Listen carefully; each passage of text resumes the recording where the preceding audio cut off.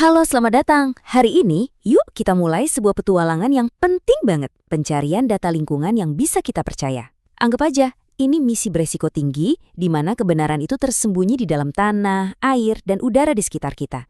Dan, ya, cuma bisa diungkap pakai metode yang benar-benar tepat. Nah, ini dia peta perjalanan kita. Kita bakal mulai dari tantangan terbesarnya, yaitu masalah 90%. Terus kita susun rencana dengan cetak biru data berkualitas, ikutin perjalanan sampel dari lapangan sampai ke lab, lihat gimana rahasianya dibongkar, dan akhirnya kita sampai di jawaban yang bisa dipertanggungjawabkan, baik secara ilmiah maupun hukum. Oke, kita langsung aja ke intinya ya. Buat dapetin data yang benar, kita harus paham dulu di mana sumber kesalahan terbesarnya. Dan jawabannya ini mungkin bakal bikin Anda kaget. Ini bukan pertanyaan iseng-iseng loh. Jawaban dari pertanyaan-pertanyaan ini tuh nentuin kesehatan kita semua, kelestarian lingkungan, sampai keputusan finansial yang nilainya bisa miliaran rupiah. Jadi, gimana caranya kita bisa yakin 100% jawabannya itu benar? Coba bayangin deh dampaknya. Data yang ngaco bisa aja bilang sebuah lokasi yang penuh polusi itu aman dan akhirnya membahayakan banyak orang. Atau sebaliknya, bisa bikin perusahaan buang-buang jutaan dolar buat ngebersihin sesuatu yang sebenarnya nggak perlu.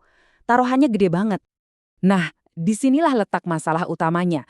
Kebanyakan orang mikir kesalahan terbesar itu pasti terjadi di lab dengan alat-alat canggih itu kan? Kenyataannya bukan. Sumber menunjukkan bahwa 90% atau bahkan lebih variabilitas data atau sumber ketidakpastiannya itu justru datang dari proses pengambilan sampelnya sendiri, bukan dari analisis lab. Nah, ini ngebawa kita ke konsep yang paling dasar, paling fundamental, namanya keterwakilan. Gini deh, bayangin aja, kalau sampel yang kita ambil itu nggak benar-benar mewakili area yang kita uji, ya percuma aja semua analisis canggih di lab. Satu sampel yang salah bisa bikin seluruh penelitian jadi sia-sia. Jadi, kalau pengambilan sampel itu tantangan terbesarnya, gimana dong cara kita menaklukkannya? Jawabannya ada di perencanaan yang super matang yang kita sebut aja sebagai cetak biru untuk misi data kita. Data berkualitas itu nggak datang dari langit. Ia dirancang. Proses DQO ini adalah langkah pertama yang krusial banget buat mastiin kalau data yang kita kumpulin nanti benar-benar akan menjawab pertanyaan yang kita ajukan dengan tingkat kepastian yang kita butuhkan. Proses DQO ini memaksa kita untuk jawab pertanyaan-pertanyaan mendasar ini. Apa, siapa, kenapa, kapan, di mana, dan bagaimana. Pertanyaan-pertanyaan inilah yang jadi fondasi strategis dari setiap studi lingkungan yang andal. Tanpa ini semua, kita cuma kayak ngumpulin data sambil merem. Rencana ini kemudian yang nentuin strategi kita di lapangan. Misalnya, apa kita pakai metode acak sederhana untuk area yang kelihatannya sama semua, atau mungkin kita pakai metode berstrata kalau kita tahu ada zona-zona yang beda, kayak area tumpahan sama area yang bersih, atau jangan-jangan kita butuh yang sistematis dengan pola grid buat memetakan penyebaran kontaminan. Pilihan yang tepat bergantung 100% sama DQO kita tadi. Oke, rencana udah siap. Sekarang waktunya eksekusi. Kita pindah ke fase di mana rencana tadi diwujudkan, yaitu kerja lapangan, di mana sampel memulai perjalanannya yang sangat krusial. Perjalanan sebuah sampel itu cuma satu arah, nggak bisa diulang. Satu kesalahan di salah satu langkah ini, entah itu pas ngumpulin, ngawetin, atau ngirim, bisa merusak integritas sampel secara permanen. Dan semua usaha jadi sia-sia. Nggak ada tombol undo di lapangan. Di lapangan, detil-detil kecil itu bisa jadi penentu. Udah bener belum wadah yang kita pakai? Apa sampelnya langsung didinginkan biar nggak ada reaksi kimia?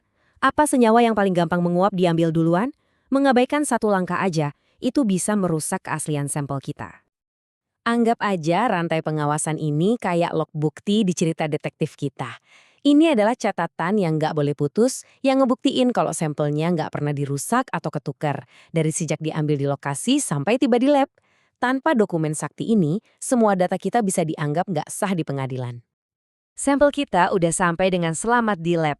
Sekarang waktunya kita ubah sampel fisik ini jadi data angka. Waktunya kita bongkar rahasia yang ada di dalamnya. Di lab, kontaminan yang kita cari itu ibarat jarum di tumpukan jerami. Kita harus misahin dia dari tanah atau air di sekitarnya. Buat logam, kita siram pakai asam kuat buat ngelarutin jeraminya. Nah, kalau buat senyawa organik, kita pakai pelarut khusus buat menarik keluar targetnya. Langkah persiapan ini penting banget biar alat analisis canggih kayak GCMS bisa mendeteksi apa yang kita cari dengan akurat. Kita udah hampir sampai di garis finish. kita udah dapat angka dari lab, tapi pertanyaannya, apa itu angka yang benar? Nah, ini dia tahap terakhir dan paling kritis, validasi. Ini adalah langkah verifikasi dalam misi kita.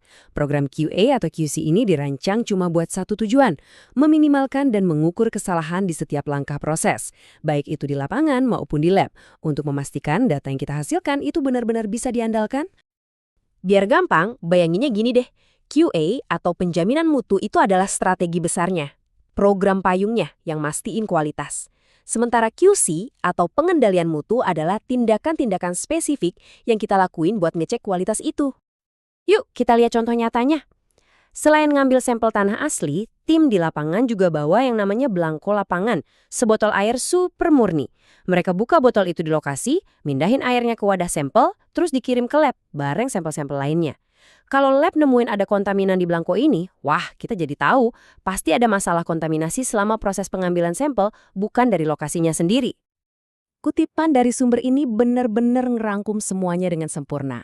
Seluruh proses yang ketat ini dari perencanaan sampai QA/QC punya satu tujuan akhir, menghasilkan data yang tak terbantahkan, yang cukup kuat untuk mendukung penemuan ilmiah dan bisa bertahan di bawah pengawasan hukum. Jadi, setelah kita bedah semua proses ini, pertanyaan terakhir ini bukan buat saya, tapi buat Anda. Lain kali Anda baca berita tentang kualitas air sungai atau kontaminasi tanah, sekarang Anda tahu apa yang ada di balik angka-angka itu. Anda bisa bertanya, gimana sampelnya diambil? Datanya representatif nggak? Nah, itulah kekuatan dari memahami pencarian data yang berkualitas.